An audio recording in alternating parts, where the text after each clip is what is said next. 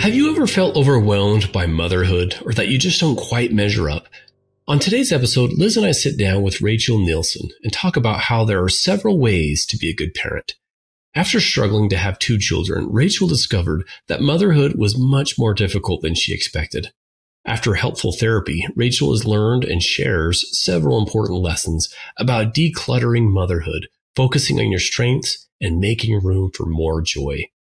After a long fight to become a mother through adoption and IVF, Rachel truly believed that she would thrive as a mom from day one. Her transition into motherhood was a little bumpier than she had imagined, and she sought the help of professionals for actionable advice. She launched a podcast in 2017 called 3 in 30, which is for moms who are short on time and brain space. In each 30-minute episode, Rachel and her guests share 3 actionable takeaways to help you be less overwhelmed and more self-assured in your motherhood. Rachel covers a wide variety of topics from emotional resilience to productivity and time management tips to talking to your kids about racism, disability, mental health, and so much more. Hey, be sure to hit that like and subscribe button, and we hope you enjoy the show.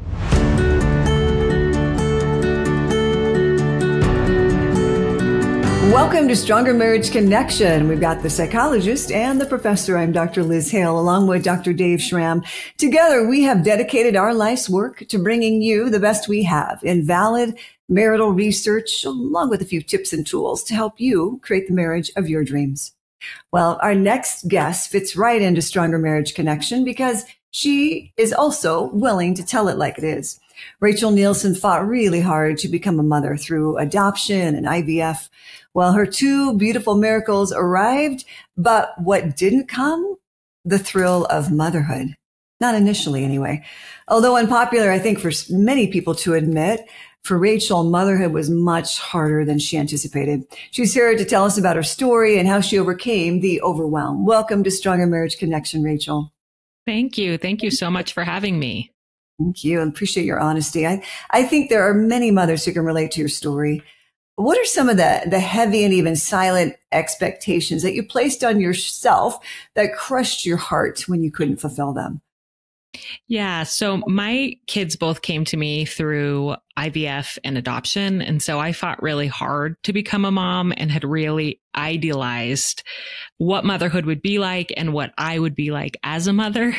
And so yeah, I think what really weighed on me was that I expected to love stay-at-home motherhood. I thought that to be a good mother, you had to be a stay-at-home mother and that it would just come naturally to you, as if it should just be innate and not just the mothering, but also all of the care tasks that went along with running a household. I had a career I loved before kids that I willingly gave up. I was a high school English teacher and I felt so much fulfillment that really fit with my gifts and strengths. And then all of a sudden to be home with a colicky baby and to just expect myself to know how to do it all, it was a really difficult time for me. I loved my baby deeply, but I didn't love stay-at-home motherhood. I didn't love myself really in that phase. And so I went through a lot to try to get to a better emotional place where I could really love myself as a mother and how I can show up as a mother. Oh, sounds so painful. And yet for some women, I suppose it is more innate. Is that true? That it just does fit for them? And I think for sure there probably are some women that have natural gifts towards and tendencies towards some of the skill sets that come with, motherhood and with running a house. And although I would say it comes very, very naturally to me to love deeply, I'm not very organized. I don't do very well with routines. One of my top core values is contribution. And so when I found myself home with a crying baby, I knew what I was doing mattered to him and to my family, but I felt very unfulfilled that I was no longer contributing outside of my home and to a broader world and community. And so I just really struggled a lot in those first few years. Oh, that makes a lot of sense. One of our adult nieces had a baby recently, and she said to me, it's just, I don't get a lot back from this baby. I mean, regarding, I don't know, are they hungry? Are they tired? There's just not that, I don't know what she was trying to, there was a word for it I can't think of, but she just said, it's just kind of different. I don't know what I was expecting, but you just can't really get something to know if you're doing a good job, I guess. Yes. That validation or that sort of, Feedback encouragement. or Yeah, something. feedback. Yeah. The shoulds can feel so overwhelming, can't they, Rachel? Yes. I should be perfectly patient. I should make homemade meals. I should excel both places, work and home. Where do all those shoulds come from, do you think? And is there a simple answer you have for seeing these shoulds for what they are? Yeah, I think that most of the shoulds that we feel that are heavy come from outside of us. And that's why they feel so heavy, is they're the outside influences, even some really wonderful outside influences that tell us how we should be performing or showing up that aren't really innate to us. So like family of origin, religious upbringing, media, friend groups, the expectations of our spouse, or even the perceived what we think our spouse wants us to do or to be like within our role as a parent. All of that can weigh really, really heavily. And I think the answer is just to start to be aware of that. Like, where is this should coming from? And then asking yourself, is this something that truly fits me? Or is this something that was sort of handed to me that I don't have to take on if it doesn't actually fit me? One of my favorite mentors, therapists is Dr. Jennifer Finlayson Fife. And she says, you can't fix what you can't see. And so sometimes just that first step of starting to see your shoulds and recognize, oh, that's just an expectation I've put on myself. Where does it come from? That's when you can sort of start working on it and figuring out what you want to do about it and if you want to change it or not. We're shooting on ourselves, right? All over the place. Yes, absolutely. As one of my mentors would often say. Yeah. Yeah. Yeah, Rachel, just for some context, how old are your two kids now? My son is about to turn 13 and my daughter is about to turn 10. Okay, so yeah, 13 and 10 going through this. Now, thanks for your candor, really, that motherhood is can be bumpy, and that it's not the same experience for everyone. And maybe the Instagram, oh, look what me and my kid, my baby or kids are doing right now can be unrealistic. You mentioned that you've received some great advice, some actionable advice from therapy. Can you tell us a little bit about that experience? About why did you choose and what did you learn from that experience? Yeah. So when my son, my first, was about 1, I realized that I needed and wanted to go to therapy. I think that I really could have used it a lot earlier in my life, but I just sort of always thought, well, this hard stuff that comes up for me, who's it really hurting? Like, just me, but once I became a mother, I thought, I want better for him. I want to figure out how to enjoy this role. I want to figure out how to love who I am, to stop this mean inner voice that I had a lot of really negative self-talk, which led to eating disorder behaviors for me. And so I finally went to therapy. And to answer your question, Dave, I think the biggest thing that changed for me in therapy, or the biggest thing that I learned, was just that I could examine my thoughts. Before going to therapy, I think I just thought that your thoughts are just part of you. And I wasn't even that aware of them. And then after going to therapy, I realized, oh, I can actually examine and question, sort of change, reframe my thoughts. And the first therapist I ever saw, she specialized in DBT. I know there's a bunch of different modalities of therapy, but she taught me strategies for like filtered thinking, like recognizing when I was having a filtered thought versus a big picture thought. And she just helped me to see that I could ask if my thought was true or helpful or fair. And if it wasn't, then I could change it. And so that was like revolutionary for me to realize that I had some choice in the thoughts that I was, allowing myself to believe every day. Yeah, that we can actually separate ourselves. Our thoughts don't define it. They are not us, but they are influenced by all this other, and we can actually pause and catch it and check it and change it. We have more control than we think, but it's that realizing, yeah, what a just an eye-opening, a discovery. And I think could be helpful for our listeners too, who feel like they're stuck in this mind game that won't these voices kind of won't shut off. But we have more control than we think. First, this awareness. I love how you talked about that. Now you've compared, decluttering, right? Decluttering motherhood, using the same steps that it takes to organize a closet. Take us through those 3 steps, please. Let's start with the first step. You talk about inventory your overwhelm. I love that. What do you mean by that? Yeah. So I realized when I was doing a physical organization project, I was decluttering my closet. I realized that a lot of the steps I was taking to declutter my physical things, I could use on my mental space. And these shoulds, these heavy expectations that were weighing on me, I thought I can go through those, even though they're not tangible and I can't hold them in my hands. I can go through something similar where I decide what stays and what goes in my life, in my mind, in my heart. And so this first step of inventory your overwhelm, I teach women how to do this in an online course that I have. I've taught it in live workshops, and I always have them just start with a giant brain dump list. Just like you would take everything out of your physical closet and you would lay it out on your bed and like get a sense for what all do I have. I have women do that with their mental space. So I'll ask them like, what is everything that you're currently worrying about? And like, just write a big brain dump list. What are all of the activities that are keeping you really busy, filling your life up, maybe a little too full? Write down all the things you're doing. What are some of the shoulds you think you should be doing, but you're not? Write all those down. And you start with this visual, these lists that are pretty overwhelming and take some time, where you realize, of course, I'm overwhelmed. Like, this is a ton that I am carrying around in my mental space, in my heart, in my mind. And now I get to go through, and this is where we go into step 2, similar to how we would declutter our closet. We would make decisions about what we're going to put back in. We can do that with our mental clutter as well. I love that. I love that analogy. That's great. Mm-hmm. And then the second step, we talked just a little bit about, but say a little bit more about editing your expectations.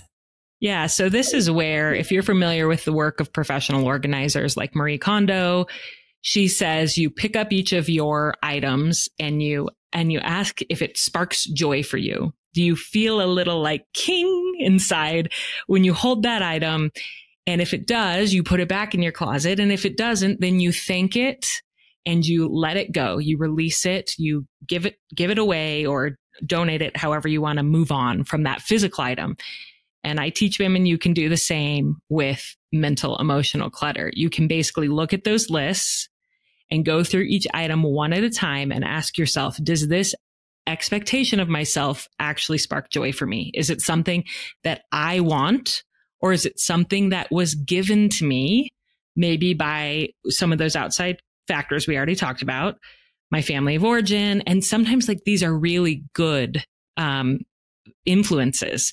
An example from my life, my mom was a stay-at-home mom and she loved being a stay-at-home mom and she was exceptional at it.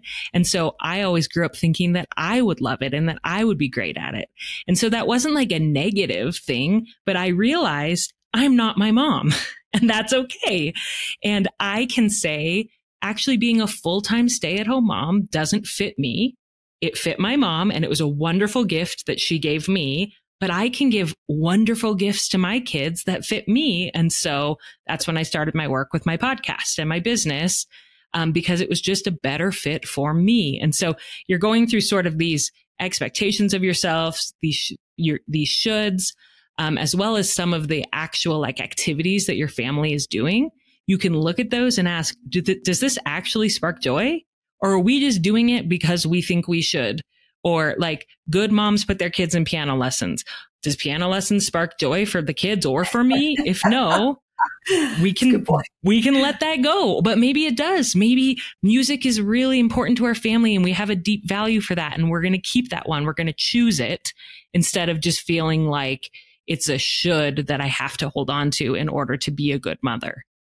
Mm-hmm. And that relates to that third step you talk about, making room for more joy, more clothes, but in the closet, right? But more joy. Is that what you mean by that? Yes, that is what I mean by that. Because when I did this big closet purge a few years ago, I suddenly realized after I went through that process of getting rid of the things that didn't spark joy, I could see that I had a lot of holes in my wardrobe. Like after I did this, I only had like 4 shirts and 3 pairs of pants, and they were all the same color and very bland.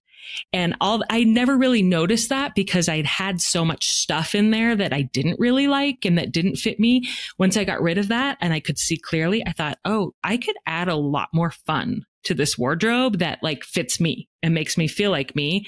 And so slowly over time, I started, I'd see something I really loved at the store and I'd try it on. And if it really resonated with me, I'd bring it home. And I sort of filled in my wardrobe a little bit in a way that was colorful and that fit and that was fun. And you can do that with your family life and with your motherhood. Once you get rid of like, oh, actually piano lessons are just a huge stress and none of us really cares about this, that opens up a chunk of time that you don't need to fill right away. You can just sort of think about, what does our family love? What would actually bring a lot of joy to our life? Maybe it's a family walk every night, or maybe it's we sign up for an art class, or we sign the kids up for an art class instead of piano lessons because that fits them a lot more. So it just frees up space for you to see that you can add color and joy and fun into your family and into your motherhood, into your culture, your family culture, the culture in your home, because you've made room for it by getting rid of all the stuff that doesn't really matter to you that much. Yeah, love that closet analogy. Yeah, it just resonates. That's a good one, isn't it? I'm going to think about that all day long. We'll be right back after this brief message.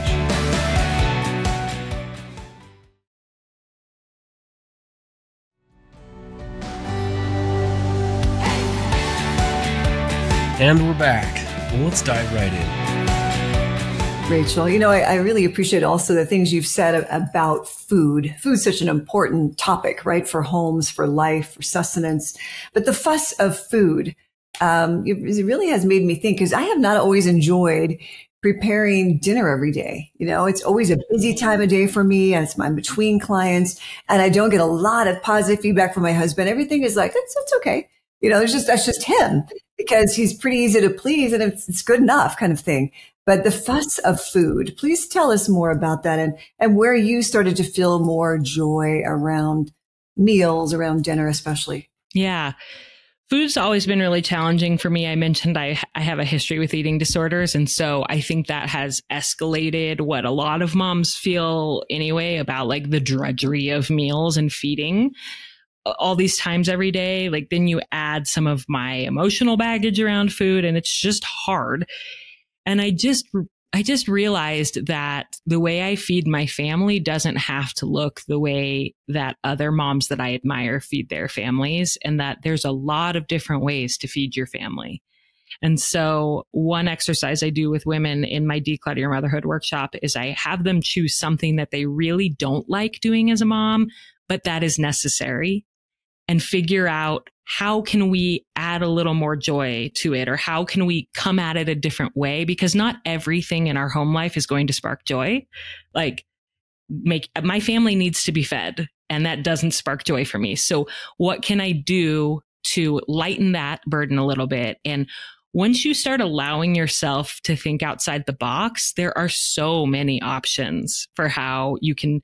And I tell women, list all of the options, even if they're totally far-fetched, because then it just gets your brain thinking outside the box. So like I thought about delegating family meals completely to my 12-year-old.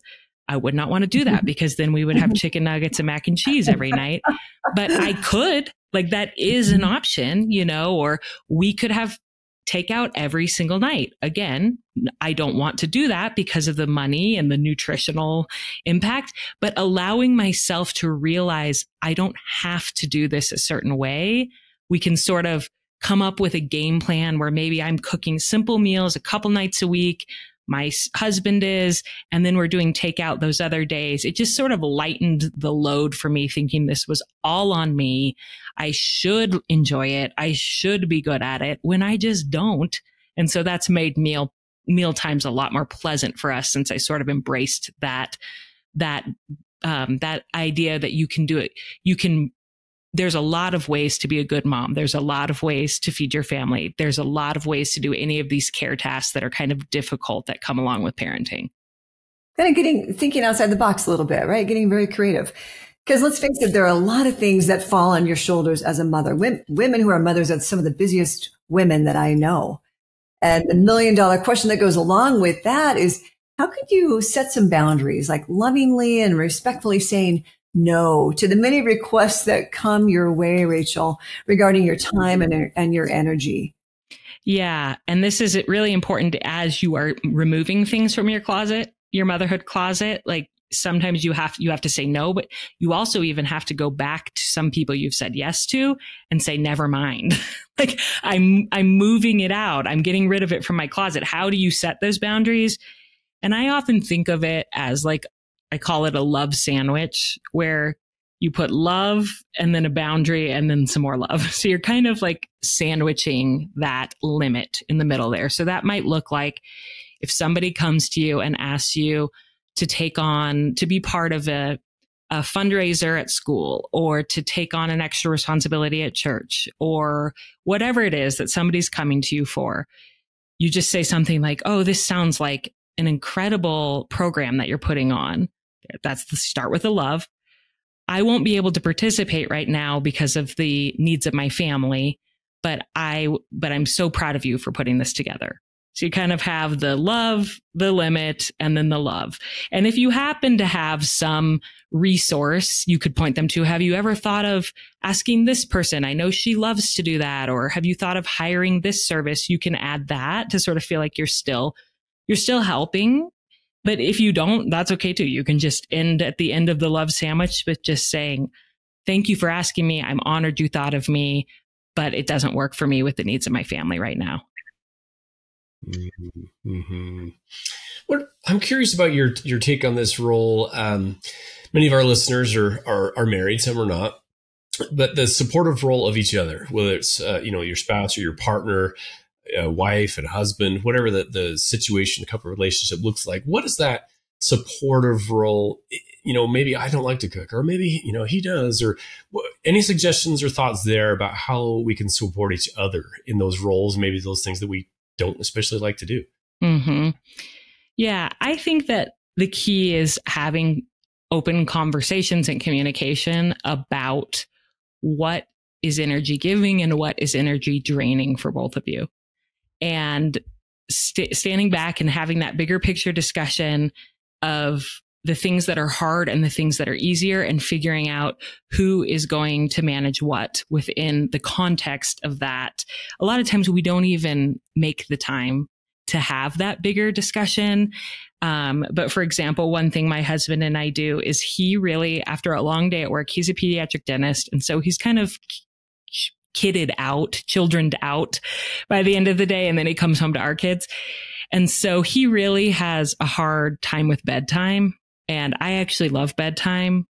And so we've pretty much said, like, I'll do bedtime if you clean the whole kitchen and get the house tidied up while I'm up there doing bedtime, which he loves at the end of the day, to get to like reset something and have it like neat and tidy. He likes that organization piece. And so we're both just working with each other's sort of energy level needs, our preferences and our strengths. But that takes some deliberate conversations to figure out how we can both show up for our kids as the best versions of ourselves while sort of managing our energy needs. And you can really do that as a team. Yeah, I envision that the earlier the earlier the better with that. So there's not this quiet resentment, building up. We're not talking about that, but even like newlyweds, right? Okay, what kind of roles are we going to play here? Mm-hmm, definitely. Seems like partners coming together, they have very different parenting styles, right? Don't we all? So what advice do you have in dealing with those parenting styles and maintaining a strong marriage while raising kiddos? Yeah, I think that having a shared vision for what you want for your family, but I feel like a lot of times when we talk about having a shared vision for our family, we will think of like something really big, like we want to go on, a big exotic vacation with our kids, or I don't know, sort of lofty. And I think that having a vision for the relationship that you want to have with your kids, like when our kids leave the house, what do we hope that they will say about their parents, about how their parents interacted with them, about how their parents showed up for them? And then asking ourselves, is what we're doing now leading toward that outcome of that vision? And then you can sort of come back to that when you're not on the same page with actual parenting, like day to day, the way that kids are disciplined or whatever. You can come back to, okay, but is what you're doing or is what I'm doing leading to the outcome that we're hoping to have? And it can just be sort of a gentle redirect if needed of, maybe leading to a little self-reflection, even that person can just sort of think, oh yeah, I said that I really want my kids to feel very close to me and like they can talk to me about anything. And that is what I want. But I have been doing a lot of yelling and that may not lead to that. And so I need to sort of course correct without the other person needing to harp on the partner or the spouse and say, you're yelling too much and it's destroying your connection. It's like coming back to the vision for the relationship, which again is something that we often don't take time to really define and talk about. And so I think if couples can do that in a connected time, where neither of them's feeling defensive and sort of create that vision, then they can come back to it when they face those struggles in parenting. Mm-hmm. Let's talk more about that time. It feels like, let's just be honest. Parenting can be very overwhelming. It can be very tiring, at the end of the day. And I feel like many parents, many couples, it's children first. It's children and it's their schedules and zip them to piano and then to soccer and then it's nighttime routine. And it feels like sometimes couples are giving the other partner or spouse the leftovers instead of prioritizing their relationship. What's your take on, putting kids first, putting marriage in different, stages or whatever, even different times of the day, kids need to come first and then back and forth. So I get that balance. Any tips on kind of finding that balance between kids and making sure that our couple relationship is a priority as well? Yeah. I think that one thing I often think about is that I don't know if it really matters who's coming first. It's more like we're all in the circle of care. And so my needs aren't more important than my kids, but they're also not way less important. Like anything that I would prioritize for my kids' wellness, I should be prioritizing for me. If that's rest, time with friends, those things. And similar to my relationship and to my husband, my partner, my spouse, like whatever, his needs matter too. And our relationship matters as much as the needs of the children. Maybe not more, not less. We're a family unit and we're all included in the circle of care. And one thing that I found with my kids getting a little bit older is that we have had to adjust when we get our time together. In this season, we used to put our kids to bed at 7 p.m. and that was glorious when they were toddlers, And they don't want to do that now. No. And even when they got a little older, those baby toddler years, they go to bed really early, but then when they got a little older, it was 8 p.m., and we still had a couple hours. I don't know what it is, but it feels like they are staying up later and later and I'm getting older and tireder. I don't know if that's a word, more tired. And so when we get them to bed, half the time I'm just like, good night, I'm done. Like those hours used to be Ryan's and my time to talk, to connect, to watch a show. And we have been missing that. But that's led to, I think, weaker connection between the two of us in the last few months because we're both so wiped out. We just go to bed after our kids are finally in bed. And I've realized recently, okay, now that time is not happening in the evenings and probably won't be happening in the evenings until our kids leave home. they're not going to bed any earlier for the next, like they're going into teen years. We need to adjust that and figure out where it's going to go earlier in the day. I work from home. My husband has a lunch break. Sometimes it's really hard for me because I get in the zone and I just want to keep working, but I need to prioritize, like a lunch break is a really good time for us to connect now that we don't get bed time, or maybe that's early morning hours and you sacrifice a little bit of sleep to get up and go for a walk together or exercise or eat breakfast together. But figuring out where is it going to fit, because it needs to happen somewhere, because this relationship should be in my circle of care in addition to the mothering that I'm doing for my kids, or the fathering, the parenting that we're all doing for our family. Yeah, I like that, Rachel, that because it changes in our stage of life now with older kids and teenagers and those who have left home and going to college but still living here. Yeah, it's like after 10:30 for sure, before we even have any type of alone time. And my wife and I are, we're done. Yeah, we're tired. And so making time, finding that couple connection time is critical. Mm-hmm. Well, Rachel, it's that part of the interview where we like to ask all of our guests a couple questions. The first one, and perhaps most importantly, what do you feel like is the key to a stronger marriage connection? I feel like there are so many keys to stronger marriage connection, but the one that I'm struggling with the most right now, so I'm choosing this to call myself out and hold myself accountable, is that I think having fun together is a key to a strong marriage connection. And my husband and I are both in really busy phases of life. And so between our work and our kids and all, everything, a lot of times, a lot of our interaction is just logistics. And I miss the times when we were dating and in young marriage, where we just laughed and had fun together. And so that's something I've been thinking about, is prioritizing some of that again in our marriage and not letting that go by the wayside just because our life is busier and we are more tired than we used to be. Yeah.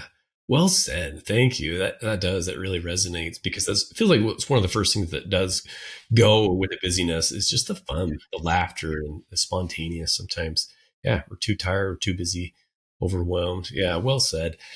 Second question for you is a takeaway message. We call it a takeaway of the day. What's your take home message for our listeners?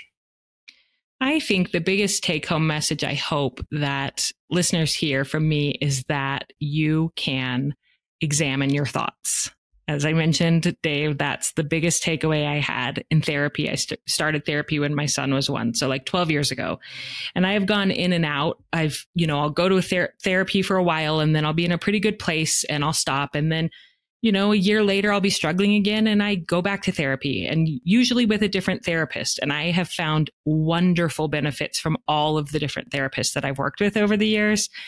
But the key for me has been the realization that I can examine my thoughts and choose thoughts that are more helpful and uplifting and empowering and make me feel like the best version of myself.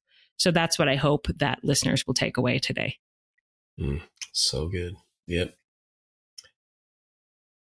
Liz, what about you? What's your takeaway today? That struck me too, Dave and Rachel both. And I love that first step of cleaning out, decluttering the motherhood closet. I'm not a mother, but I certainly have a clutter closet in my mind.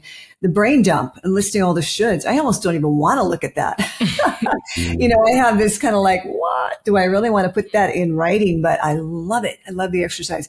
Rachel, have you heard of Byron Katie? We call her Katie. Yeah. Loving what is. Oh my goodness. I love that the whole premise of her is she woke up in the floor of a halfway home and just had this realization that when I believe my thoughts, I suffer. And when I don't believe them, I don't. I just thought that was brilliant. I did her 10-day workshop, and I bet I use the work every day of my life, just simply with a question mark. Is that really true? So that's my takeaway. Dave, what about yours? What about your takeaway with our time today with Rachel Nielson? Yeah, Rachel, this has been really, really helpful and very insightful. I think one of the things you said earlier really struck me and resonated was there's many ways to be a good mom. I think that's what you said. And yes, isn't that so true? Too often I think it's this, we've heard comparison as the thief of joy. There are many ways. Like you say, should I have to love to cook or love, crying babies or whatever it is? Sometimes there are many ways. And I think the expectation is this is how a good mom should, again, there's this should be or should like to do or should be doing at home or staying at home or whatever it is. But you mentioned, and I love it, there are many ways to be a good mom. Yeah, love it. And good dad, a good parent. Yeah, there are many ways to be a good parent. Yeah, absolutely. Yep. Thank you. We want to make sure and ask you, Rachel, where can listeners and viewers find you and your podcast, your great resources? Yeah. So my podcast is 3 in 30 takeaways for moms. Each episode is 30 minutes long and it has 3 actionable takeaways. And that is on any podcast listening platform.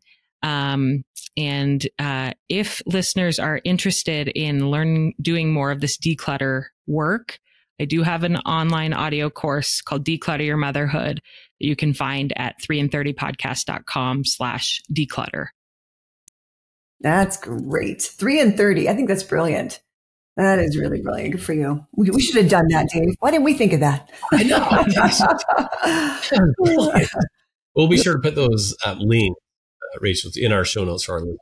They can easily find those, click on those for the course, all that Rachel offers. So, Rachel, thanks again. Thanks for taking time. It's been an honor to meet you. Thank you for really the light that you provide and the hope that you provide for so many. Thanks for making time to join us today. Well, thank you. Thanks so much for having me. It's been an honor. And remember, friends, it's the small things often that create a stronger marriage connection. See you next time. See you. Thanks for joining us today. Hey, do us a favor and take a second to subscribe to our podcast and the Utah Marriage Commission YouTube channel at Utah Marriage Commission, where you can watch this and every episode of the show.